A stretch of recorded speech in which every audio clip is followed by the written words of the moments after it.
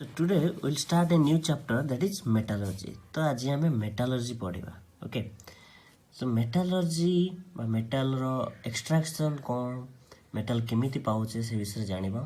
तो पिला माने को कोनती चैप्टर बहुत टॉप लागे तांको ओसियक पड़े तो सेमिति किछि नै वंस बुझिचियो माने बहुत इजी चैप्टर अछि. ठीक अछि.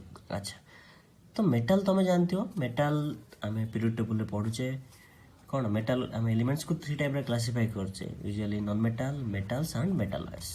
मैक्सिमम मेटल तुम देखिथिबो एस ब्लॉक एलिमेंट्स जोटा कि तुम कहछो alkali metals alkaline earth metal D F transition metals ये सब मेटल्स.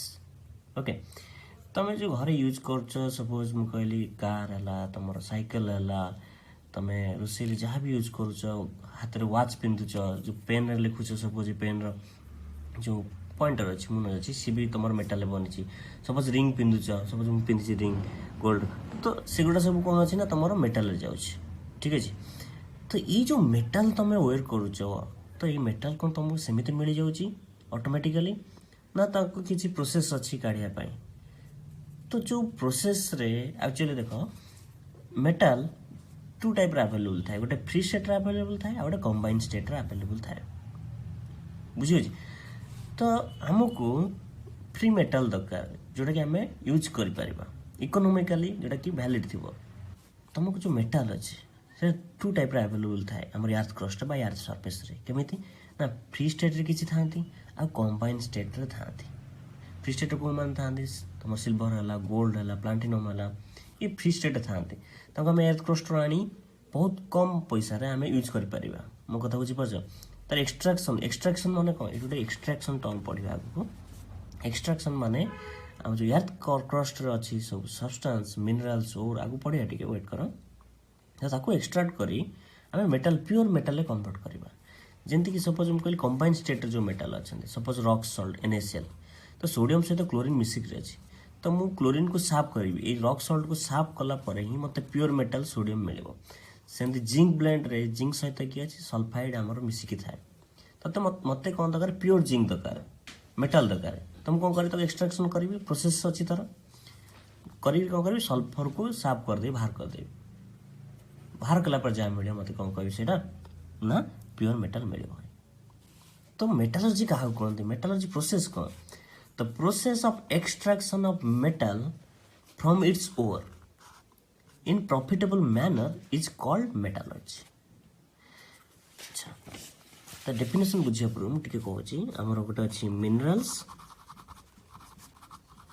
आ गोटे हूँ ओर. ठीक अच्छे.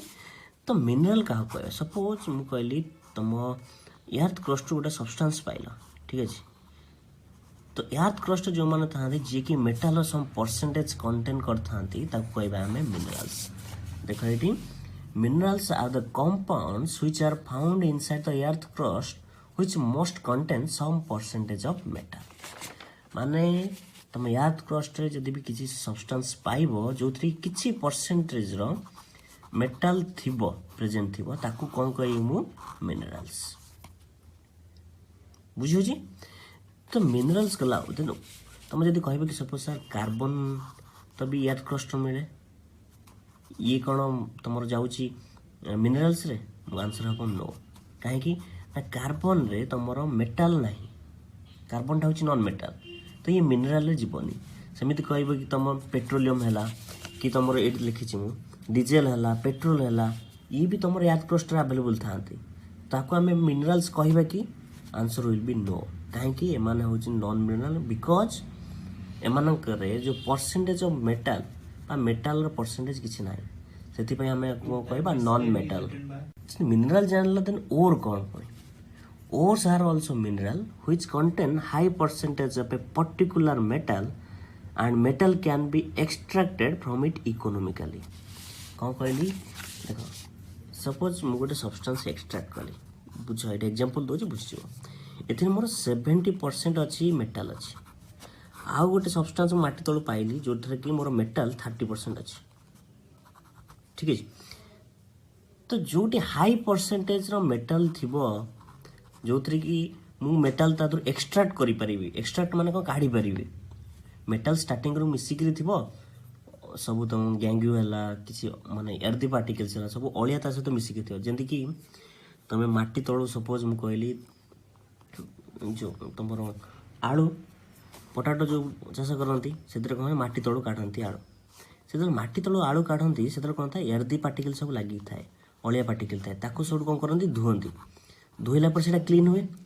କ୍ଲିନ୍ ହେଲା ପରେ ତାକୁ ସ୍ଲାଇସ୍ ବନେଇକିରି ପଟାଟୋ ଚିପ୍ସ ବନାନ୍ତି। ତ ପଟାଟୋ ଚିପ୍ସ ତୁମେ ଖାଅ। କିନ୍ତୁ ଏଇ ଯେଉଁ ଟୋଟାଲ୍ ପ୍ରୋସେସ୍ ହେଉଛି ଏକ୍ସଟ୍ରାକ୍ସନ୍ କ'ଣ ଆଳୁରୁ ପଟାଟୋ ଚିପ୍ସ ପର୍ଯ୍ୟନ୍ତ ତା ପ୍ରୋସେସ୍କୁ ଆମେ କ'ଣ କହୁ ଯଦି ମେଟାଲ୍ କଥା କନସିଡର କରିବା ତାକୁ କହିବା ମେଟାଲର୍ଜି। ମାନେ ତୁମେ ମିନେରାଲ୍ସକୁ ମାଟିରୁ କାଢ଼ି ସେଥିରୁ ମେଟାଲକୁ ପ୍ୟୁରିଫାଇ କରୁଛ ବା ମେଟାଲକୁ ପିଓର ମେଟାଲକୁ ଏକ୍ସଟ୍ରାକ୍ଟ କରୁଛ, ସେଇ ପ୍ରୋସେସ୍କୁ ଆମେ କହୁଛେ ମେଟାଲର୍ଜି। ତ ମେଟାଲର୍ଜି କେଉଁଠୁ ଷ୍ଟାର୍ଟ ମିନେରାଲ୍ ଆଉ ଓରୁ ଆସିଛି। ମୋ କଥା ବୁଝୁଛ? ତ ମୁଁ କହିଲି କି ଯଦି 70% ଗୋଟେ ସବଷ୍ଟାନ୍ସରେ ମେଟାଲ ପ୍ରେଜେଣ୍ଟ ଅଛି ତାକୁ ମୁଁ କ'ଣ କହିବି ଓର୍ କହିବି। 30%କୁ ଓର୍ କହିବିନି, ମୁଁ 70% ବାଲାକୁ ଓର୍ କହିବି। କାହିଁକିନା ଯେଉଁଟାକୁ ମୁଁ ଏକ୍ସଟ୍ରାକ୍ଟ କରୁଛି ଯେଉଁ ମିନେରାଲ୍ସରୁ ମୁଁ ମେଟାଲ କାଢ଼ିବାକୁ ଯାଉଛି ସେଥିରେ ଦେଖ ମୋତେ ମିନେରାଲ୍ସ କ'ଣ ମିଳିବ ମେଟାଲ ମିଳିବ ବା ଓର୍ ବି ମୋତେ ମେଟାଲ ମିଳିବ। ଠିକ୍ ଅଛି। ତ ମୁଁ ଯାହାଠାରୁ ମେଟାଲ କାଢ଼ିବାକୁ ଯାଉଛି ସେ ମେଟାଲରେ ମୋତେ ଇକୋନୋମିକାଲି ପ୍ରଫିଟ୍ ହେବା ଦରକାର। ମୁଁ ଏତିକି ଟଙ୍କା ଖର୍ଚ୍ଚ କରିବି ଯଦି ମୋତେ ମେଟାଲ ନ ମିଳିଲା ଦେନ୍ ମୋର ଫାଇଦା କ'ଣ ହେବ। ମୋ କଥା ବୁଝିବି। 70% ସପୋଜ କହିଲି ଗୋଟେ ସବଷ୍ଟାନ୍ସ ଅଛି ମେଟାଲ ପ୍ରେଜେଣ୍ଟ ଅଛି ତାକୁ ଯେତେବେଳେ ମୁଁ ଇକୋନୋମିକାଲି ତାକୁ ଏକ୍ସଟ୍ରାକ୍ଟ କରୁଛି ମୋତେ ବହୁତ କମ୍ ଆମାଉଣ୍ଟରେ ମେଟାଲ ମିଳୁଛି ଦେନ୍ ସେତେବେଳେ ମୁଁ ତାକୁ ଓର୍ କହିବିନି। ଓର୍ କାହାକୁ କହିବି ଦେଖ ଭଲସେ।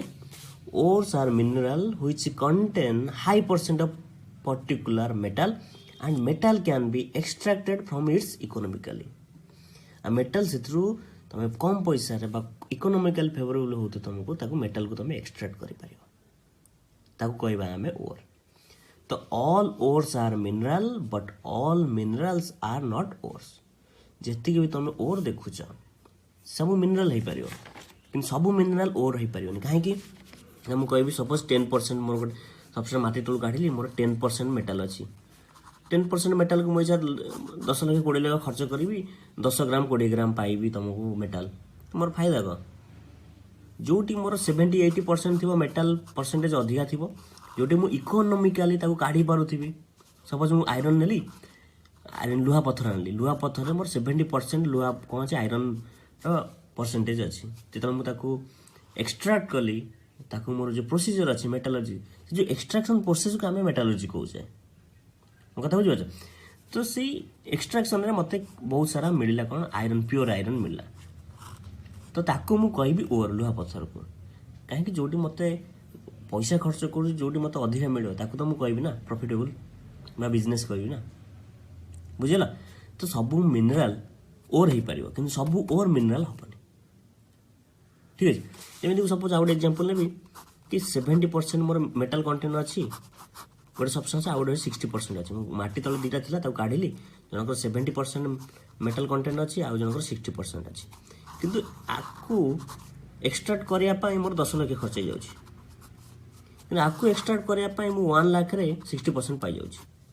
ତ ମୁଁ କେଉଁଟାକୁ ଚୁଜ୍ କରିବି, ଓର୍ କେଉଁଟା ହେବ ଏଥିରେ, ଏଇ କେସ୍ରେ ଓର୍ ଏଇଟା ହେବ। କାହିଁକିନା ତୁମର ଇକୋନୋମିକାଲି ବି ବେନିଫିଟେଡ଼ ହେବା ଦରକାର, ବୁଝିଲେ? ତ ମିନେରାଲ କ'ଣ ଓର୍ କ'ଣ ବୁଝିଲ? ମିନେରାଲ ମାନେ କ'ଣ ମାଟି ତଳେ ଯାହା ଅଛି ସେଇଟା ମିନେରାଲ, ଯେଉଁଥିରେ କି ତୁମର କିଛି ପରସେଣ୍ଟେଜର କ'ଣ ଥାଏ ନା ମେଟାଲ ଥାଏ।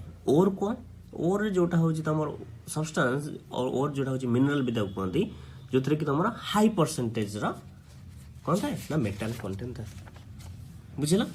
ତ ଆମେ କ'ଣ ଜାଣିଲେ ମେଟାଲର୍ଜି ପ୍ରୋସେସ୍ କ'ଣ କହିଲି? The process of extraction of metal from its ore. ତୁମେ ମେଟାଲକୁ ଏକ୍ସଟ୍ରାକ୍ଟ କରିବ କେଉଁଠି ନା ତା ଓର୍ରୁ ଇନ୍ ପ୍ରଫିଟେବୁଲ୍ ମ୍ୟାନର, ଯେଉଁଥିରେ କି ତୁମର ପ୍ରଫିଟ୍ ହେଉଥିବ, ଇଜ୍ କଲ୍ଡ ମେଟାଲର୍ଜି। ଯେମିତିକି ସପୋଜ ମୁଁ କହିଲି କି ତୁମେ ଆଳୁ ଅଛି ତୁମର କ'ଣ ମାଟି ତଳେ ଅଛି, ତାକୁ ତୁମେ ଏକ୍ସଟ୍ରାକ୍ଟ କରିବ, ଯେତେବେଳେ କାଢ଼ିବ ଆଳୁ ମାଟି ଉପରକୁ ଉଠେଇବ ତା ଦେହରେ କ'ଣ ଥିବ ସବୁ ବାଲି ମାଟି ସବୁ ମିଶିକି ଥିବ, ତାକୁ ତୁମେ ଧୋଇବ, ଧୋଇଲା ପରେ ତାକୁ କ୍ଲିନ୍ ହେବ, କ୍ଲିନ୍ ହେଲା ପରେ ତାକୁ ହେବ କାଟିକି ସ୍ଲାଇସ୍ କରି ତୁମେ ପଟାଟୋ ଚିପ୍ସ ଖାଇବ। ଏଇ ଯେଉଁ ଟୋଟାଲ୍ ପ୍ରୋସେସ୍ ହେଉଛି ଏଇଟା ହେଉଛି ଏକ୍ସଟ୍ରାକ୍ସନ୍। ସେମିତି ମୁଁ କହିଲି ମେଟାଲ ତୁମର ମାଟି ତଳେ ଅଛି କ'ଣ as in minerals, minerals are the form of କ'ଣ ଓର୍ରେ। ସେ ଓର୍କୁ ତୁମେ ଏକ୍ସଟ୍ରାକ୍ଟ କାଢ଼ିବ, ଓର୍କୁ କାଢ଼ି ତାକୁ ସଫା କରିବ, ଯେଉଁ ଗ୍ୟାଙ୍ଗୁ ଅଛି, ଗ୍ୟାଙ୍ଗ ଯେଉଁଟା କୁହନ୍ତି, ଗ୍ୟାଙ୍ଗ ମାନେ ଅଳିଆ ଯେଉଁ ସବୁ ଅଛି, ଯେମିତି ଗ୍ୟାଙ୍ଗ ନଥାନ୍ତି ଗ୍ୟାଙ୍ଗକୁ ହଟାଅ, ସେମିତି से अलिया को साफ करियो फास्ट मेटाल आनिबो जेतले सरफेस रु एयर सरफेस रु काढिबो से को माटिया माटिया थिबो जदि कि सपोज तुम गोटे कॉइन यूज करछ कॉइन माटी किसी दिन रही गला से कौन हो जंग हो जाइथिबो ताकू तुम काढिक कौन कर सफा करिवो सफा कला पर जाई यूज करिवो सेंती मेटाल जो ओर रे अछि ताकू काढिबा हमें सेतु को सफा करिबा सफा करी ताकू हमें प्योर मेटाल रे कन्वर्ट करिबा प्योर मेटाल पाइबा पर्यंत हमें प्रोसेस फॉलो करिबा से जो टोटल प्रोसेस को हमें कहले कोन मेटालर्जी बुझेला तो जो मेटालर्जी अच्छी metallurgy can be classified into three types that is pyrometallurgy hydrometallurgy आ गोटे होची इलेक्ट्रोमेटालर्जी पायरोमेटालर्जी जोटा कि थर्मल ट्रीटमेंट रे हुए मेटालर्जी आम सिंपली कौन बुझिले माटी रु काढ़ीबा कौन ओर जो अच्छे ताकू काढ़ीबा बाहर को सेथुरु हमें प्योर मेटाल एक्सट्रैक्ट करिबा प्योर मेटाल को कौन साफ करी बाहर करिबा से प्रोसेस रे केमिकल रिएक्शन हो पारे फिजिकल प्रोसेस हो पारे बहुत सारा प्रोसेस अडॉप्ट करी हमको प्योर मेटाल दरकार जमिति मते एल्युमिनियम कि सपोज आयरन अच्छी लुहा पत्थर सुनते लुहा पत्थर हमें लुहा को कन्वर्ट करिबा से प्रोसेस को कहबा हमें मेटालर्जी देन हाइड्रोमेटालर्जी अच्छी जो थी आक्वियस केमिस्ट्री होचे इलेक्ट्रोमेटालर्जी जोटा कि यूज ऑफ इलेक्ट्रोड्स थ्रू रे हमें ये प्रोसेस फॉलो करू ठीक है तो मिनरल्स आउ ओर्स हमें जब जानले किसी ओर्स आगे मन रखिबा जोटा कि तमर क्वेश्चन आछे एंट्रेंस रे तो ओर्स कौन डिफरेंट टाइप रो ओर्स कौन ताको आगे बुझिबा ओके तो देखो टाइप्स ऑफ ओर पढ़िया पूर्व किसी टर्म जानी था जोटा is gang particles that is earthy impurities which are present in minerals called gang particles तमे माटी सपोज एटा मोर अर्थ क्रस्ट अछि सरफेस अछि सेतर कोन अछि तमरो एटी गोटे तमरो मिनरल्स अछि तो मिनरल्स काढिलो मिनरल्स तले काढिलो सेतर माटी गोटे अछि earthy particles अछि बाली माटी सब मिसी किथिबो ए जो पार्ट अछि earthy impurities अछि ताकू कोन कहली मु गैंग ठीक है जी ताको गैंग कहती बा इम्प्योर पार्टिकल्स कहती ओके और मैट्रिक्स भी कहती ओके देन गोटे होची नाटिव और नगेट्स चिकन नगेट्स खाइ छ ना पूरा प्योर चिकन वाला थाए सेंती lumps of pure metals are called nuggets pure metals जो जदी तमे पाइलो ताको हमें को कहबा नाटिव और नगेट्स एटी देखि परिबो और को हमें टू टाइप रे क्लासिफाई करले गोटे होची को प्योर पार्टिकल्स आ गोटे होची को इम्प्योर पार्टिकल्स प्योर पार्टिकल्स कौन जो थी ओनली प्योर ओर थी सपोज मु कहली आयरन ता माने आयरन ओर कहली ता माने ओनली आयरन थिले ता कोन कहबो प्योर ओर जदी आयरन ओर रे मोर आयरन सहित किछि एर्दी पार्टिकल थिबो कि किछि अलिया थिबो ता सहित माटी फाटी लागि थिबो देन ताको कहबो इम्प्योर ओर ठीक अछि इम्प्योर ओर से इम्प्योर ओर रू फास्ट एर्दी पार्टिकल काढिबी देन से आयरन जो अछि सेतर आयरन रू प्योर आयरन को एक्सट्रैक्ट करिवि जहां मिलिबो सेटा जो प्रोसेस फॉलो करे त हमें कहू मेटालर्जी ठीक है जी जो इम्प्योर पार्टिकल और ता कोंती मैट्रिक्स भी कहते जोटा कि Si2 जोटा कि माटी तमर थाए ताकि थाए बुझला अच्छा देखो types of ore and their formula हम जो ओर प्रेजेंट अछि ओर जो मिल छ ओर रू हमें त एक्सट्रैक्ट करछ ना मेटल ठीक है जी ओर हो चार टाइप रो बेसिकली हमें ब्रॉडली डिवाइड करछ ताको फर्स्ट हो सल्फाइड ओर और नल ताको कोंती पायरेट ओर भी कोंती देन हो ऑक्साइड ओर देन हो कार्बोनेट ओर आउट हो देन हालाइड ओर ओके तो फर्स्ट सल्फाइड ओर मन रख क्वेश्चन शॉर्ट क्वेश्चन गोटे एग्जाम रे पड़ी जाय एंट्रेंस रे ता ई सब फार्मूला टी मन रखि देबो ठीक है जी जते बेले सल्फाइड ओर देखो छ आयरन पायराइट Fe2 ताको कोंती फुल्स गोल्ड भी कोंती copper pyrite CuFeS2 chalcopyrite कहते ताको सिल्वर ग्लास Ag2S कहते जोटा कहते argentite copper glass zinc blende and galena ये सब हो तुम कौन सल्फाइड ओर माने ओर रे सल्फर तुम ओर अच्छी ओर रे सल्फर सहित कहीं बंडेड अच्छा माने ठीक है जी तो आपको मन रखा ट्रिक कहूँ भले से शुण देख आईसी जोटा कि तुम पायरेट अच्छी आयरन पायराइट कॉपर पायराइट है देन एससी जोटा कि कौन ग्लास अच्छी सिल्वर ग्लास कॉपर ग्लास एमती मन रहा देन आउ गोटे अच्छी बीजी जोटा कि ब्लेंड आउ गोटे गालिनार अच्छी जिंक ब्लेंड आउ गालिना ठीक है एमती तुम मन रखी पार आईसीएससी बीजी आईसीएससी बैकग्राउंड एमती भी मन रखी पार तुम है फर्मुला मन रखियो एग्जाम आसले करियो ओके आ सबुठ इंपोर्टेंट जिनस गोटे कौन ना ये ऑक्सीडेशन स्टेट गोटे पचार दिए शॉर्ट क्वेश्चन कौन FeSC2 जोटा कि तुम आयरन पाइराइट रे सल्फर ऑक्सीजन स्टेट केते -1 मन रखियो और आयरन होची +2 लिखि दे सब हला सेनी इन तुम जो अछि चाल्कोपाइराइट रे आयरन ऑक्सीडेशन स्टेट केते +3 अछि मन रखियो आयरन +3 सल्फर तुम -2 रे अछि कॉपर तुम +1 रे अछि बुझिला तो ये हूँ ऑक्सीडेशन स्टेट गोटे